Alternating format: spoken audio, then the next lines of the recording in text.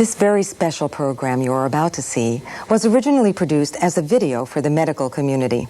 And we feel the quality and subject matter are so important that this program deserves a wider audience.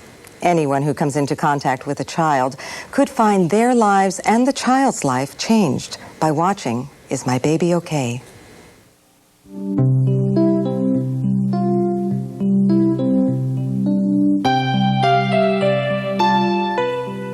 Movement. When it develops normally, it presents a child with unlimited possibilities. These could be the hands of a sculptor, a surgeon, or a star quarterback. These legs might bear the weight of a future prima ballerina. The strength in this baby's arms might one day hold aloft a baby of his own.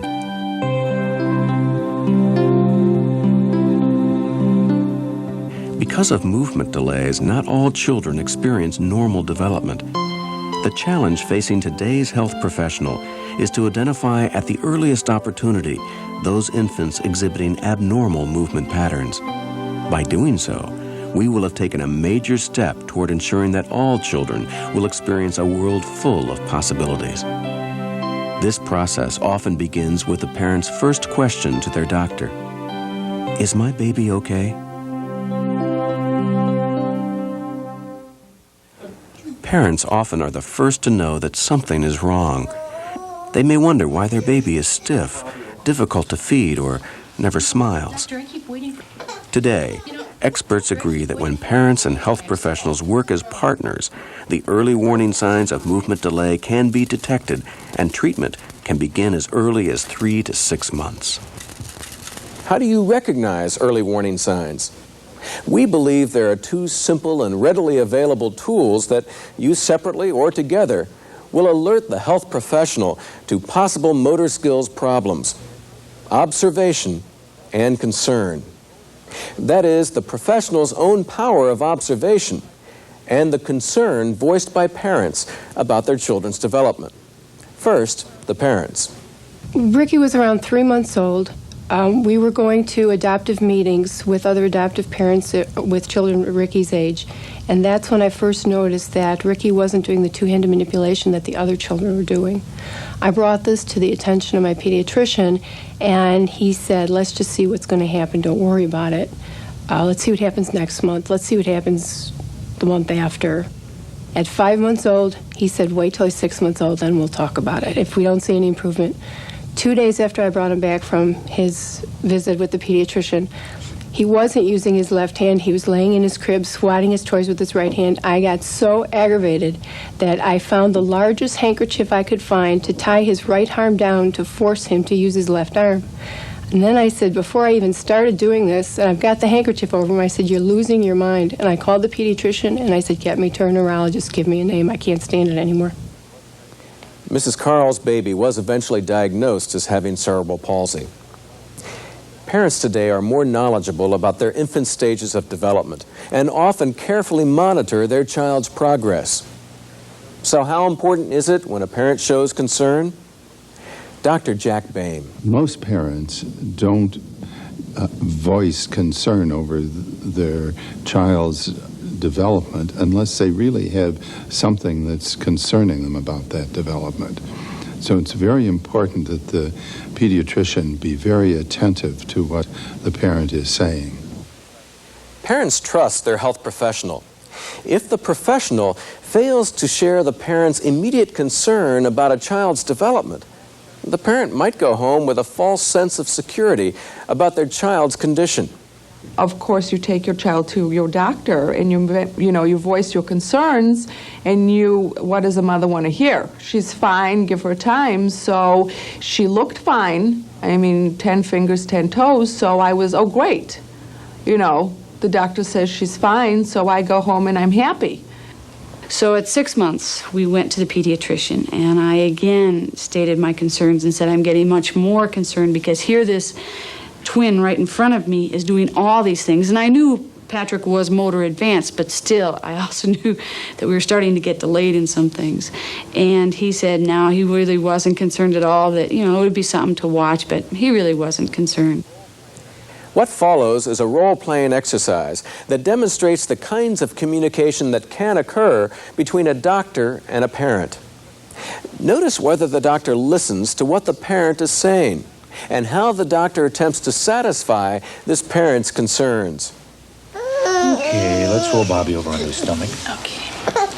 You know, Doctor, I keep waiting for him to roll over by himself. Well, he'll do that soon enough.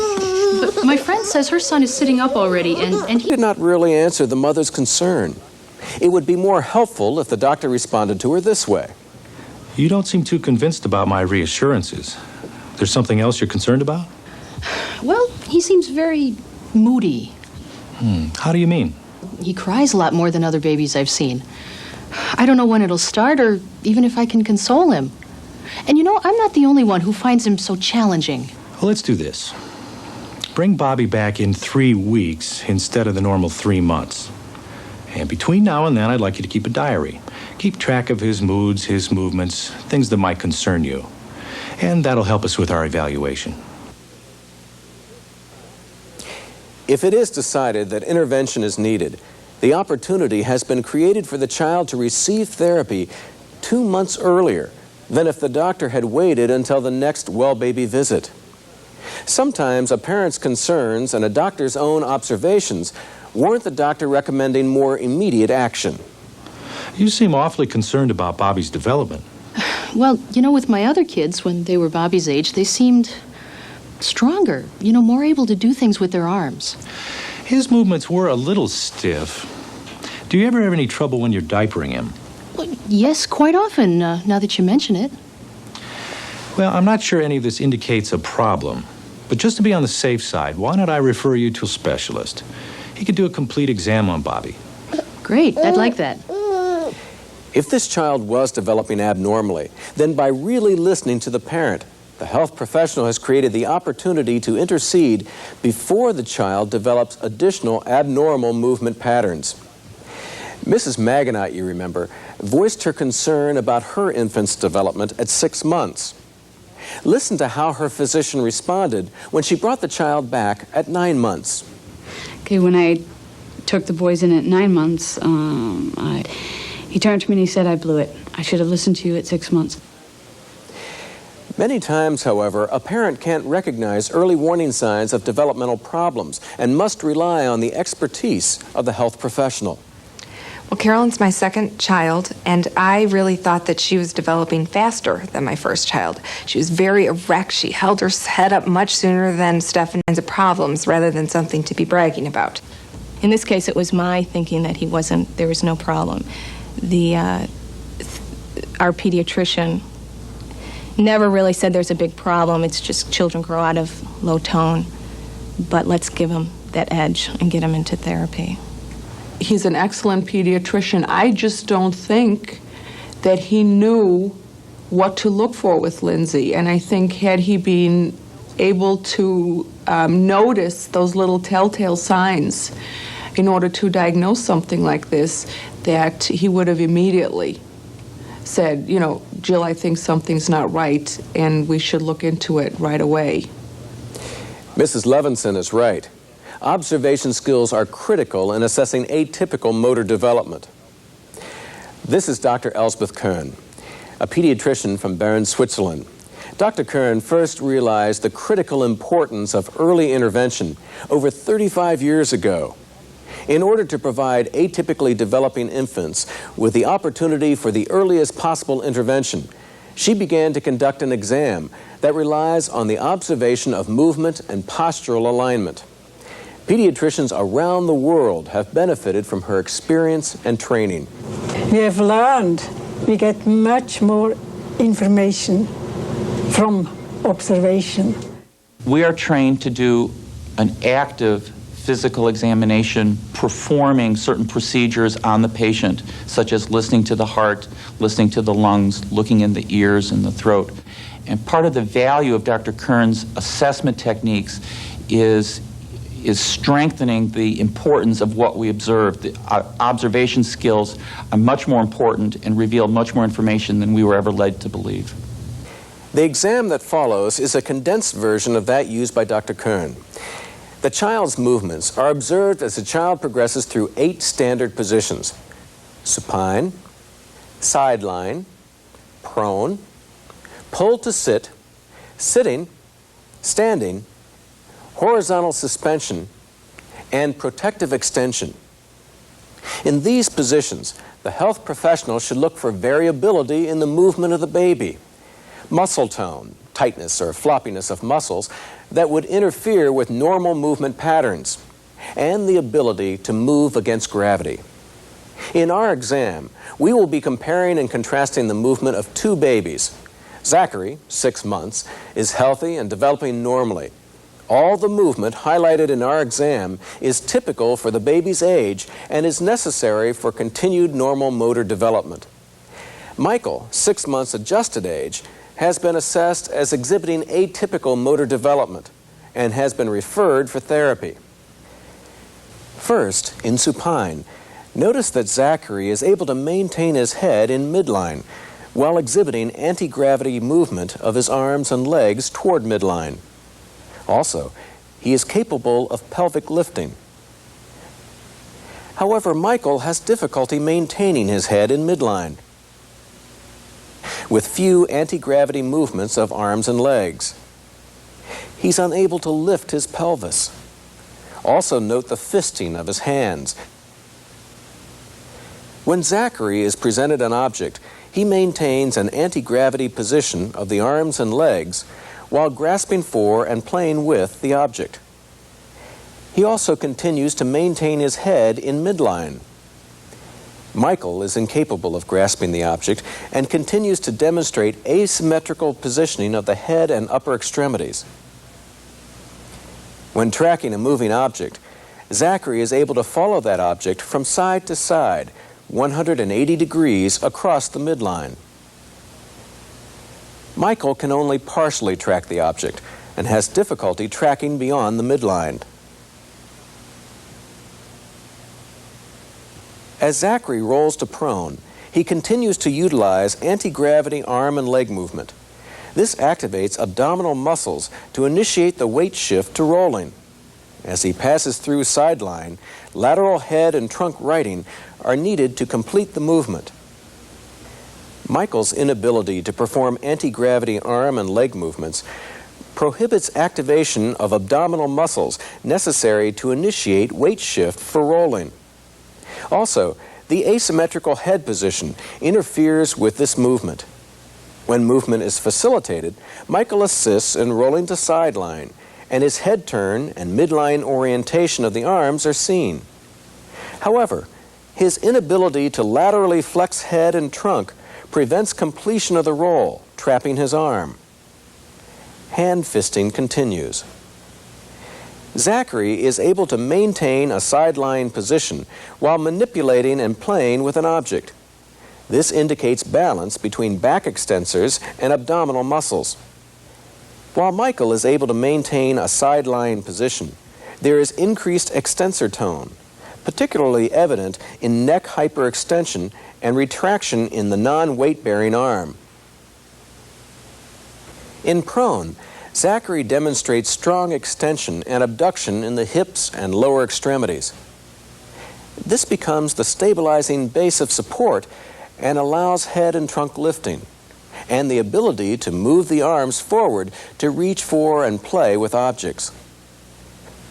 Michael, because of inadequate hip extension and excessive flexion abduction of the lower extremities, is unable to bear weight on extended arms or lift his trunk from the support surface.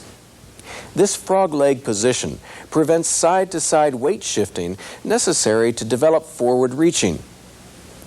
Zachary's ability to laterally weight shift is possible because of the extension-abduction position of hips and lower extremities.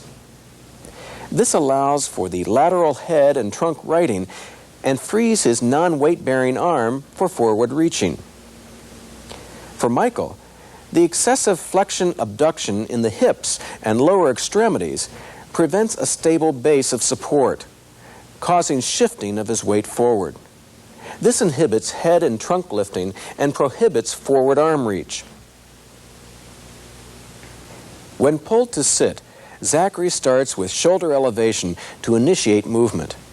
He is able to lead the movement with good forward flexion of his head. Notice the chin tuck. There is activation of abdominal muscles and hip flexors. At the end of the movement, Zachary is able to maintain his head in an upright position. Michael attempts to stabilize with a shoulder girdle because of poor control of the neck muscles. There is no chin tuck, and he has excessive head lag throughout the entire maneuver. Also, there is no participation of the abdominal muscles or lower extremities. When he reaches the upright position, neck hyperextension and poor head control are observed. In supported sitting, Zachary is able to come forward to reach and grasp for a toy. He is then able to return to an upright position to play with the toy. Notice the good back extension while maintaining the head in midline.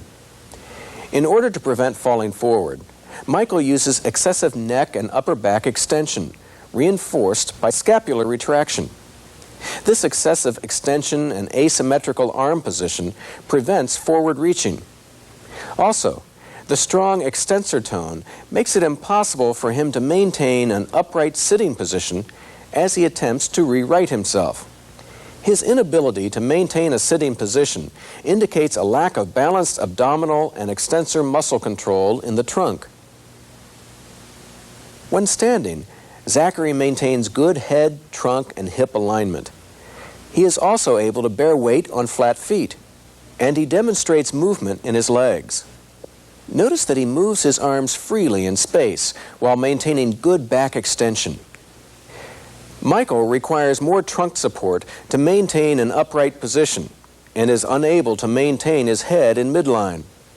You can also observe the influence of asymmetrical tonic neck reflex on the upper extremities.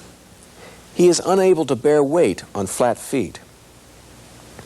By looking at Michael from the side, you can observe his inadequate hip extension. This results in hip flexion, which causes forward tilting of the upper trunk and head. In horizontal suspension, Zachary maintains good alignment of the head, trunk, and hips using strong extensor muscle activity. There is a variety of upper and lower extremity movement against gravity. Michael exhibits inadequate neck, trunk, and hip extension against gravity, which interferes with his ability to produce a variety of arm and leg movements. Once again, we witness the influence of asymmetrical tonic neck reflex on his upper extremities and his inability to maintain head in midline. In protective extension, Zachary is able to bring both arms spontaneously forward to protect himself against downward movement. During the movement, he continues to maintain anti-gravity head, trunk, and hip alignment and a good midline orientation of the head. Michael's inability to bring his arms forward is directly related to the inadequate anti-gravity extension he demonstrated in horizontal suspension. In addition, the asymmetrical tonic neck reflex also interferes with his ability to bring arms to midline for a protective response. What if the exam reveals atypical movement patterns? For an accurate diagnosis, a pediatric neurologist, developmental and behavioral pediatrician, or a physiatrist should be consulted. However, the first consideration should be for therapeutic intervention. Dr. Nelson.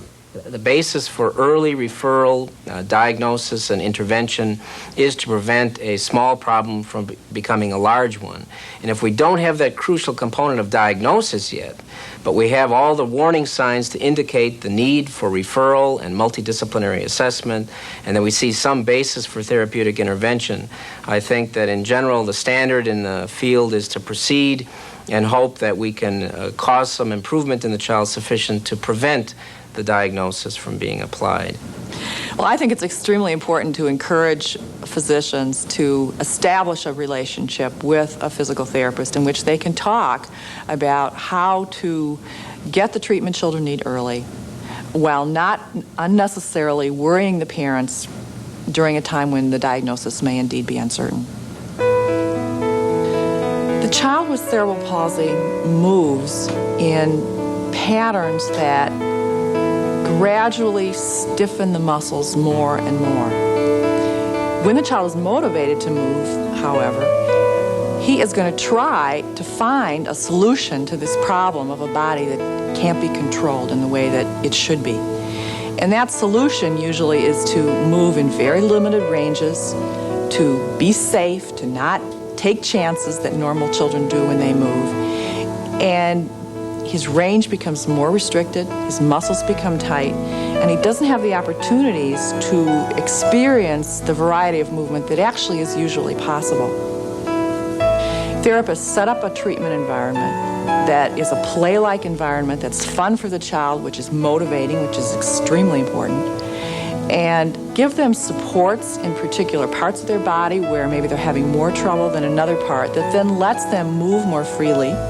We might take them through a movement by handling them to give them the experience of a type of movement that they haven't ever experienced before, and gradually build strength, which is very important in children with cerebral palsy. If movement is hard, they tend not to move enough, and so they get weak. There are many secondary complications like weakness and tightness that can be prevented.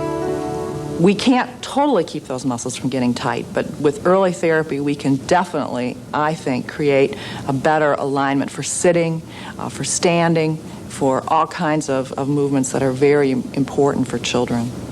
These children may not act or feel comfortable when held closely.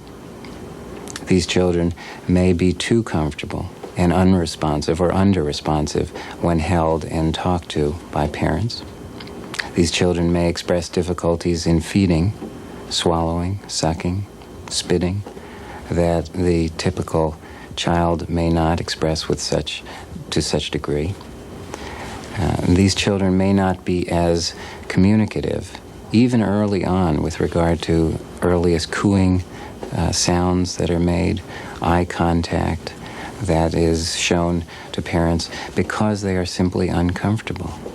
The approach we basically take is prevention at the risk of some false positives. That is, a child who may initially look very abnormal, then we recommend therapy, the child starts receiving some kind of intervention, and if 6 months later we can't find anything at all wrong with that child, the progress is good in every single area, we're willing to say this child is ready for discharge from therapy, rather than making the alternative error, which is a false negative, where we assume the child's normal, even though there are risk signs present, and just keep on following the child, waiting for it to get bad enough for us to refer. It was very beneficial to get Ricky in physical therapy as early as I did because, one, he didn't have bad habits to unlearn, or he didn't have many bad habits to unlearn. We got him in before he started walking and before he started crawling, so we could teach him how to crawl and walk, which he had to be taught. Poor patterns weren't allowed to be formed, and therefore, because we were right there, we were able to stop, block, and those kinds of things from happening and accelerate the positive kind of moves that should be made in order for him to do the kinds of things that he should be doing as he grows up. We're really grateful to our doctor who recommended Brian to therapy at 6 months of age. It's made an incredible difference in Brian's development, and its early intervention has meant an incredible difference in our family's life. Early assessment and intervention can and does make a great difference, and nobody is in a better position to make that difference than the health professional providing care for the infant. When professionals really listen to a parent's concern and take the time to critically observe movement patterns when an infant is only 3 to 6 months old, a child is being given the best opportunity to receive the care he or she needs in order to achieve optimum functional potential. Dr. Peter Gorski. Movement helps children to become effective in exploring their world, effective in communicating with others, and effective even about expressing their feelings. When children do feel as though they are competent, then they also take great pride in themselves and pleasure in their lives. Early diagnosis and intervention has tremendous impact.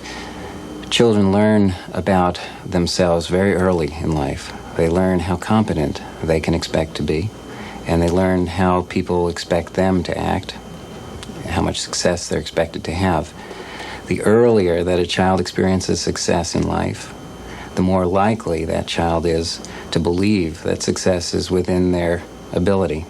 A child's future is bright to the extent that that child feels hope about himself and about his life. Pediatricians have the very noble opportunity to provide that hope to the child through the family by listening to them seriously, by respecting their experience and concerns, and by evaluating with good judgment the health and development of the child as he grows.